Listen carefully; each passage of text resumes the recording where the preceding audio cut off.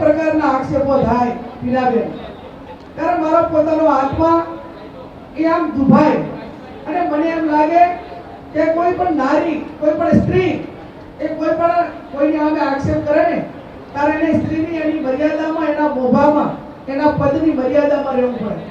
હમણાં પાલનપુરના માજી ધારાસભ્ય રેખાબેન ખાણીસા એ આક્ષેપ કરતા હતા કે ગેનીબેને દારૂના હટાવાળાના હપ્તા લઈને સંપત્તિ મેળવી છે. ત્યારે મારા સમાજને, તમને બધાને, રેખાબેનને મારા સમાજ વતી સંદેશો મોકલાવવો છે કે 182 માં તમે ધારાસભ્ય તરીકે બેઠા હતા ને ત્યારે કે મારા સમાજે પણ તમારા સામે બટન દબાયા છે. તમે તમારી હિસ્ટ્રી તપાસો, તમે તમારી મર્યાદામાં રહીને જે કઈ ભાષણ કરવા હોય કે સ્ટેટમેન્ટ આપો. આ લોકશાહી છે અને લોકશાહીની અંદર લોકશાહીની પ્રણાલિકા બરોબર છે અને પ્રણાલિકા મુજબ વર્તો એવી હું અપેક્ષા રાખું છું. પણ સાથે સાથે એટલું પણ કહેવા માંગુ છું કે જ્યારે તમે ધારાસભ્ય તરીકે હતા ત્યારે આ પાલનપુર વિસ્તાર હોય કે સમગ્ર વિસ્તાર હોય એમાં ક્યાંય દારૂમાં રેડ પાડવામાં, કોઈ બુટલેગરો પર કેસ કરવામાં કે ક્યાંય કોઈને મદદ કરવામાં તમારું ચાહે નામ આવ્યું હોય અને એવી તમારી પાસે હિસ્ટ્રી હોય તો તમે તપાસ કરીને મૂકજો તો અમે તમને અભિનંદન આપશું.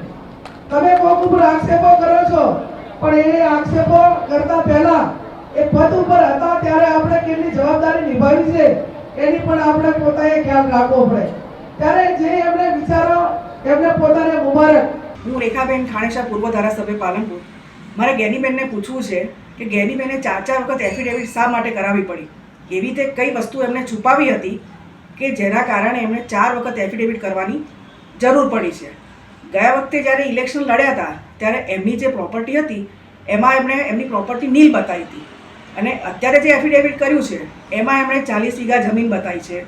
એ પ્રચાર કરે છે ને ત્યારે એમ બોલે છે કે મારી પાસે 3 વીઘા જમીન છે. તો 40 વીઘા જમીન એમની પાસે ક્યાંથી આવી? એ એફિડેવિટ બોલે છે, અમે લોકો નથી બોલતા.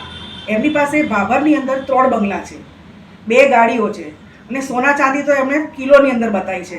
તો આ બધી વસ્તુ એમની પાસે અત્યારે ક્યાંથી આવી? એવી કોઈ એમના ફેક્ટરી કે કોઈ કારખાના કે એવું કશું ચાલતું નથી કે એમનો કોઈ બિઝનેસ નથી મોટો કે જેના કારણે આટલી બધી પ્રોપર્ટી એ પોતે વસાઈ શકે છે. એમની જે 40 વીઘા જમીન છે એ ભાભર તાલુકાની અંદર અબાસડા ગામ છે અને ઢેકવાડી ગામ છે, ત્યાં આવેલું છે. તાલુકો દિયોદર છે, એમાં કોતરવાડા ગામ છે, ત્યાં બી એમની જમીન આવેલી છે.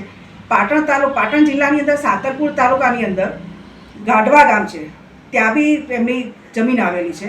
સુઈગામ તાલુકાની અંદર મોરવાડામાં બી એમની જમીન આવી છે. આ બધું અમે અમારા મનથી નથી બોલતા પણ એમણે પોતે એફિડેવિટની અંદર બતાવેલું છે. એમ ગેનીબેન દર વખતે એમ કહે છે કે પોતાના ભાષણમાં બી એવું કહે છે કે હું એક ગરીબ ઘરની બેન છું. તો ગરીબ હોય તો આટલું બધું તેમની પાસે ના હોય.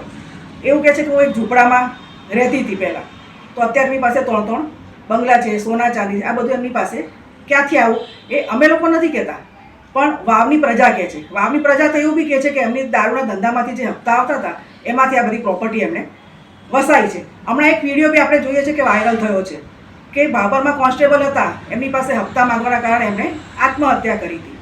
તો આટલું બધું લોકોને, પ્રજાને ગુમરાહ શા માટે કરે છે ગેનીબેન?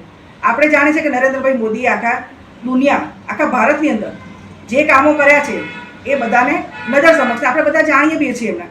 અને બનાસકાંઠામાં જ્યારે પહેલાં બનાસકાંઠા પછાતમાં ગણાતું હતું, આજે આપણે જોઈએ છીએ કે બનાસકાંઠા કેટલું આગળ વધી ગયું છે.